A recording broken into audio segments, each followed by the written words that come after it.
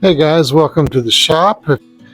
Today, it's the little things when you order stuff online.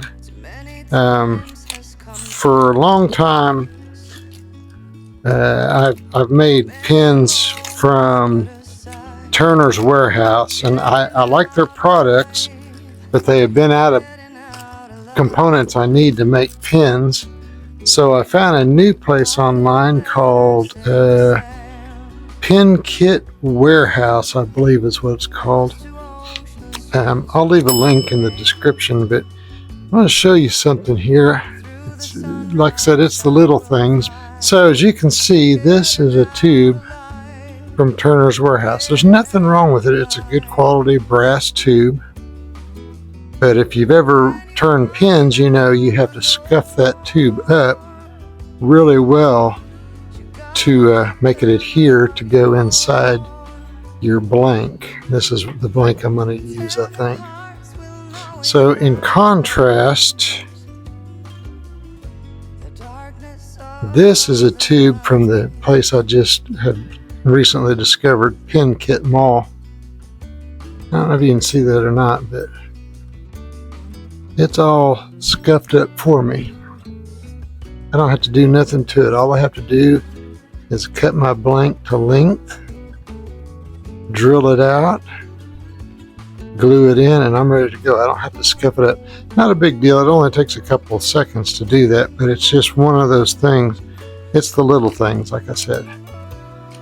So what I'm going to do is I'm going to mark this and cut it. A lot of the pins I do are longer. They've got two sections. This one is something new. I've not tried this style before. So I'm going to cut it, drill it. I'm going to drill this on the lathe. And then we will get this all mounted up and see about turning a pin. So the first thing I do is I take my blank and I just take and make a mark on here with a pencil. Get my mark all lined up here and just do that. All right, so I'm going to go ahead and cut this, and then we'll get it mounted to drill it out. All right, so I got this cut off. Don't throw away your offcuts here where my hand's at. There we go. I'll throw these away. I've got several of them, and you can cut them up and make, like this. I could make a contrasting pin out of green and blue, or you can do segmented or whatever. So I always keep all my offcuts. All right, so now I just need to mark the center and forge on. And then I gotta get the key here. Put the factory edge in, that way it's nice and flat up against this face of the jaws.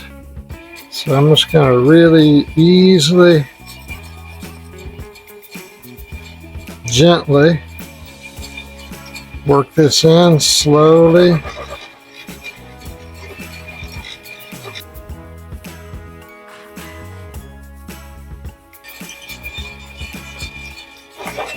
Alright, that was uneventful. Now I am a little off center, I can tell. I don't know if you can see that or not. It did come out pretty good on the other end though, so I'm happy with that. So now we'll just take and we'll glue our tube in and we'll get to turning. Alright, so I'm just gonna put this glue all over this. Just going to take and slide this in. And we'll take, we got some activator here.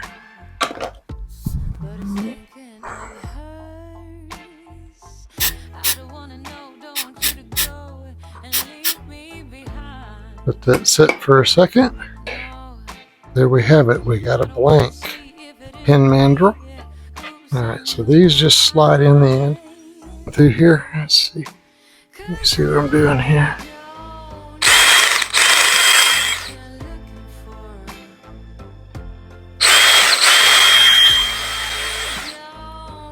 So it gives you a real clean, even in there.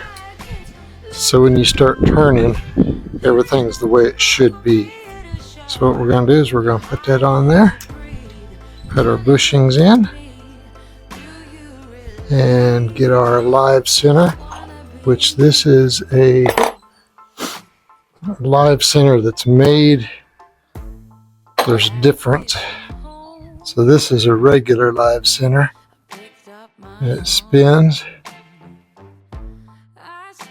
This one spins too, but it's got a hole in the end that goes on there and then locks into our thing.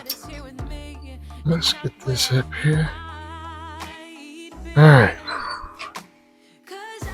So let's try to just get you in here where you can see what we're doing.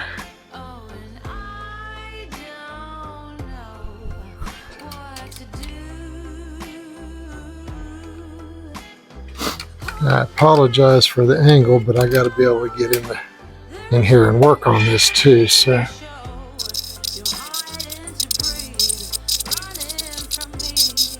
I mentioned I'm using carbide cutters. You can use high-speed steel. It's kind of grabby on acrylic. This is grabbing, but it's not near as bad as the high-speed steel. And if you kind of angle your tool to where you're doing basically single point cutting, if you would on a metal lathe, it goes pretty good. Actually, I'm going to turn the speed up a little bit more, because this seems to do better at a higher speed. That's a little bit better.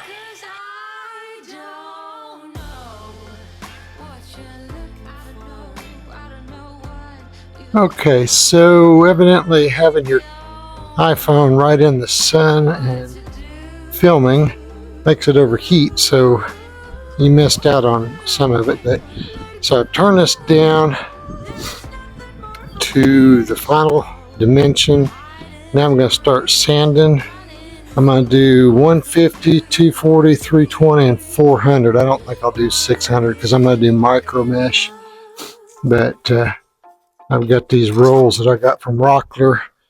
I'm just going to hit it real quick because it's in really good shape.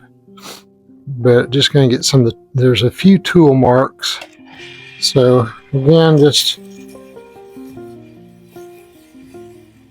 real lightly sand it. Okay, so that was 150. Let's see what it looks like. Did I miss anything? Let's go.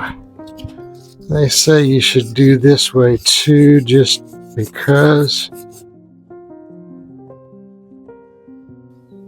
All right, now I've got micro mesh, and that's its own grit system. You've got everywhere from 1,500 up to 12,000. I first heard about these from Peter Brown. And it's always a good, they write the grit on here, but it's a good idea to write it on both sides. You are supposed to wet them. So I've got a container here with water in it. So what I'm going to do is I'm going to hit it with each one of these just real quick. It doesn't take much, just a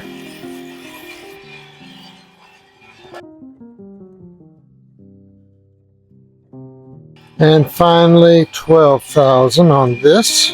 All right, so as you can see, it's very, very shiny. And we'll use some Yorkshire grit. Actually, I'm going to use a piece of flannel here instead of a shop towel. And we're just going to take and rub some of this on here. So I've never used this before. And now for the fun part, putting this thing together and seeing how it looks assembled. This is a Parker style refill. Okay, so let's look at the instructions here. All right, so it says the first thing we need to do is put the tip in. So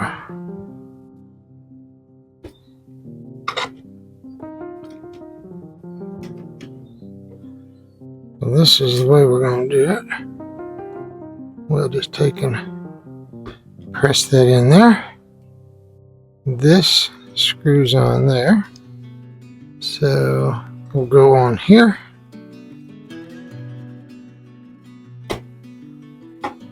Just like that.